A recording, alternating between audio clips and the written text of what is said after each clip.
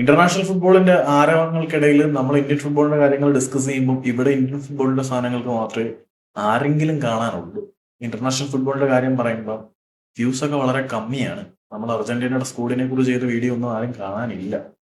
അത് പോട്ടെ.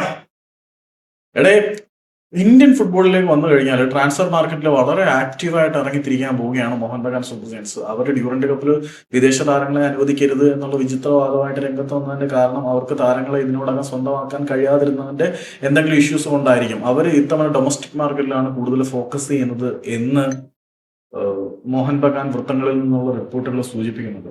അവരുടെ ഏറ്റവും പുതിയ റിപ്പോർട്ടുകൾ അനുസരിച്ച് ഓൾ ഔട്ട് അറ്റാക്കിന് അവർ ട്രാൻസ്ഫർ മാർക്കറ്റിലേക്ക് ഇറങ്ങിയിട്ടുണ്ട്. അവരൊരു മാർക്കി റൈറ്റ് വിങ്ങറെ സ്വന്തമാക്കാൻ പോകുന്നുണ്ട്. അത് വളരെ വലിയൊരു ബഡ്ജറ്റ് ഇറക്കി ഒരു മാർക്കി പ്ലെയറെ കൊണ്ടുവരാൻ പോവുകയാണ്. അതുകൂടാതെ ഒരു ടോപ്പ് സെൻട്രൽ ഡിഫൻഡറെ കൂടി അവർ കൊണ്ടുവരാൻ പോവുകയാണ് എന്നാണ് അറിയുന്നത്. അതുകൂടാതെ നമ്മുടെ ചാനലിന്റെ അവസ്ഥ ഒരു വല്ലാത്ത കഥയാണ്. കാരണം ഇന്റർനാഷണൽ ഫുട്ബോളിനാണ് ഇപ്പൊ കൂടുതൽ സ്വീകാര്യത ലഭിക്കേണ്ടത്. നമ്മൾ അർജന്റീനയുടെ ടീമിനെ കുറിച്ചൊക്കെ ഒരു വീഡിയോ ചെയ്തിട്ടൊന്നും ആ വീഡിയോ ഒന്നും ആരും കാണുന്നില്ല. പിന്നെയും ഇന്ത്യൻ ഫുട്ബോൾ വാർത്തകൾ കാണാൻ ആരെങ്കിലും ഒക്കെ വരുന്നുണ്ട്.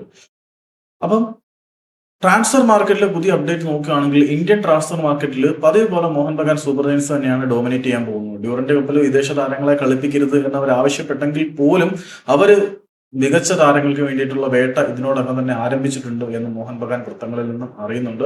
ഓൾ ഔട്ട് സെർച്ചിങ്ങിന് അവർ ട്രാൻസ്ഫർ മാർക്കറ്റിൽ ഇറങ്ങിയിട്ടുണ്ട്.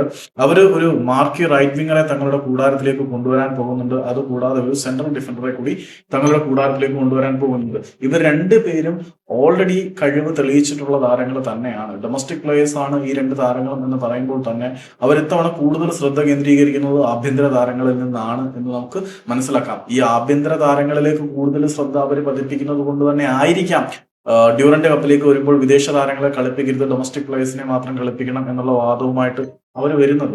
കഴിഞ്ഞ സീസണിൽ ബദ്ധവൈരികളായിട്ടുള്ള ഈസ്റ്റ് ബംഗാളിന്റെ കയ്യിൽ നിന്ന് പണി കിട്ടി കിരീടം കൈവിട്ട് പോയതിന്റെ ഫ്രസ്ട്രേഷൻ മുഴുവൻ അവർക്കുണ്ട്.